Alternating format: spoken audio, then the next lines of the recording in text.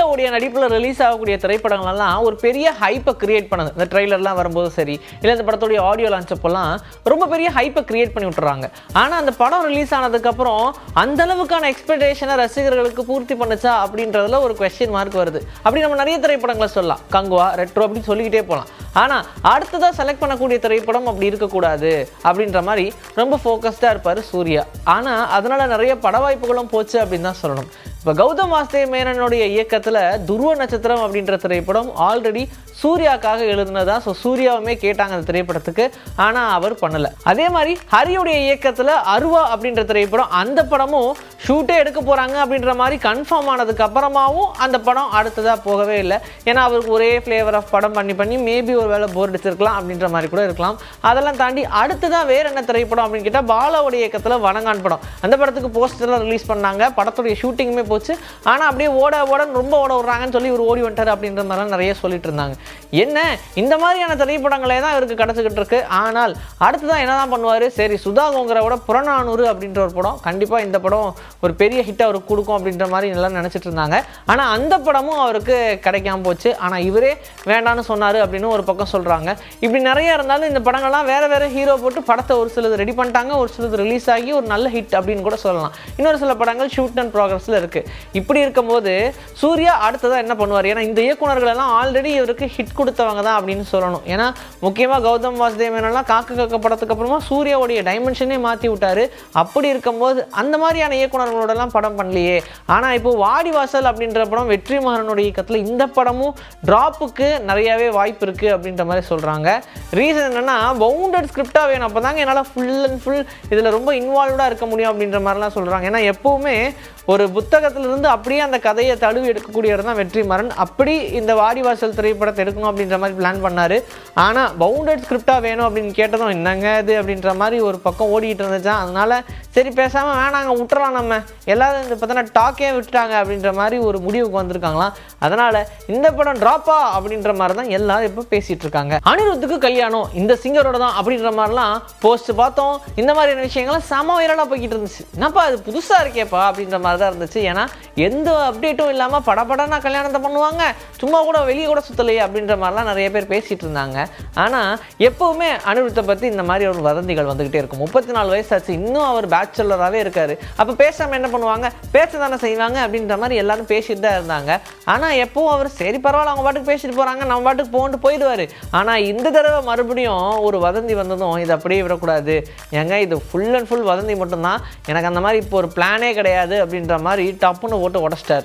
Almost அவரோட கையிலையும் பார்த்தீங்கன்னா நிறைய படங்கள் இருக்குது. ஜெயிலர் 2 இருக்குது, அப்போ இப்போ கூலி திரைப்படம் அந்த படமும் ரிலீஸ்க்கு இருக்குது, ஜனநாயகன் படம் வச்சுருக்காங்க, LIK படம் வச்சுருக்காங்க. இப்படி நிறைய படங்கள் அவருடைய கைவசம் இருக்குது. அது எல்லாத்தையும் ரிலீஸ் பண்ணணும் அப்படின்ற மாதிரி தான் அவர் யோசிச்சுட்டு இருக்காரே தவிர்த்து இப்போதைக்கு கல்யாணன்ற பிளானே கிடையாது அப்படின்ற மாதிரி சொல்லிட்டாங்க. எங்கள் வயசாகிட்டு இருக்கு, சீக்கிரம் பண்ண வேண்டியதானே நான் உங்களுடைய ரசிகர்கள்லாம் சொன்னாலும் அதை கண்டிப்பாக பண்ணுவேன் அப்படின்ற மாதிரி சொல்கிறாங்களே தவிர்த்து எப்போ அப்படின்லாம் சொல்ல.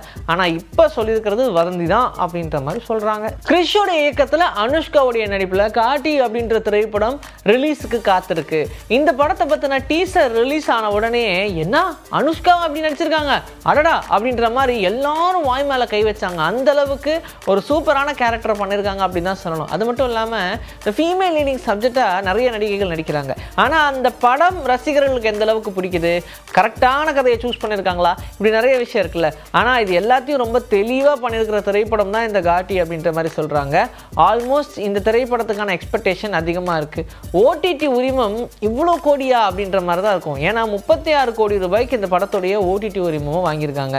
பேசிக்காக எதுனா பெரிய விஷயமாப்பா, எவ்வளோ காசு கொடுத்தெல்லாம் வாங்குறாங்க அப்படின்னு கேட்டால் ஃபீமேல் லீடிங் சப்ஜெக்டில் அதுவும் இப்படி ஒரு சின்ன பட்ஜெட் படத்தை 36 கோடி ரூபாய்க்கு வாங்கியிருக்கிறது அப்படின்னா இதுதான் கண்டிப்பாக முதல் தடவை அப்படின்னு சொல்கிறாங்க. கூடவே இந்த படம் மட்டும்தான் அனுஷ்காவுக்கு ஒரு மறுபடியும் ஒரு அப்லிஃப்ட் கொடுக்க போகுது அப்படின்ற மாதிரியும் நம்புகிறாங்க. அண்ட் இந்த திரைப்படம் கிட்டத்தட்ட அனுஷ்காவுடைய கெரியர்லேயே அவங்க ஹீரோயினாக நடிச்சு, அதாவது ஹீரோ சப்போர்ட் இல்லாமல் ஒன் அண்ட் ஒன்லி ஹீரோயின் அப்படின்ற சப்போர்ட்டில் நடித்து இப்போ இவ்வளோ கோடி ரூபாய்க்கு OTT உரிமம் கொடுத்துருக்காங்க அப்படின்றது நிஜமாவே சாதனை தான் அப்படின்ற மாதிரி தான் பேசிக்கிறாங்க. கூடவே இன்னொரு மேட்டர் வந்துட்டு இருந்துச்சு, அதை கவனிச்சிருந்தீங்கன்னா கைதி 2 படத்தில் அனுஷ்கா ஒரு சூப்பரான கேங்ஸ்டர், லேடி கேங்ஸ்டராக நடிக்க போகிறாங்க அப்படின்ற மாதிரி சொல்லிட்டு இருந்தாங்க. ஆனால் அதுவே முதல்ல கிடையாதுப்பா, அது சும்மா யாரோ ஒருத்தங்க கிளப்பி விட்டது அப்படின்ற மாதிரி தான் பேசுகிறாங்க. அனுஷ்கா இந்த படத்தெல்லாம் நடிக்கிற மாதிரி இருந்தால் இப்போ ஏற்பட்ட அப்டேட்லாம் நமக்கு வந்திருக்கும். ஆனால் அதெல்லாம் வராத போதே ஒரு சந்தேகம் அப்படின்ற மாதிரிலாம் எல்லாரும் பேசுகிறாங்க. ஆல்மோஸ்ட் இந்த பேச்சுவார்த்தையே நடக்கலை, எனக்கு காலே வரல அப்படின்லாம் சொல்கிறாங்க. ஆனால் இந்த மாதிரியான ஒரு மைண்ட் செட்டில் டாக்கு போய்கிட்டு இருக்கு, சீக்கிரமாகவே அனுஷ்கா கால் வரும் அப்படின்ற மாதிரி தான் சொல்கிறாங்களாம். அதனால் அனுஷ்காக்கே இந்த மேட்டர் தெரியாது. ஆல்மோஸ்ட் அலெக்ஸ் பாண்டியன் அப்படின்ற படத்தில் இவங்க 2 பேருடைய பேருமே சூப்பர் காம்போவாக இருக்கும், கார்த்தி அண்ட் அனுஷ்கா. அப்படி மேபி இந்த விஷயங்கள்லாம் கேள்விப்பட்டதுக்கப்புறமா சரி கால் பண்ணணும் அப்படின்னு சொல்லி லோகேஷ் கனகராஜ்கிட்ட இருந்து கால் வந்துச்சுனாலும் அனுஷ்கா ரெஃப்யூஸ் பண்ண மாட்டாங்க அப்படின்ற மாதிரி தான் சொல்லப்படுது.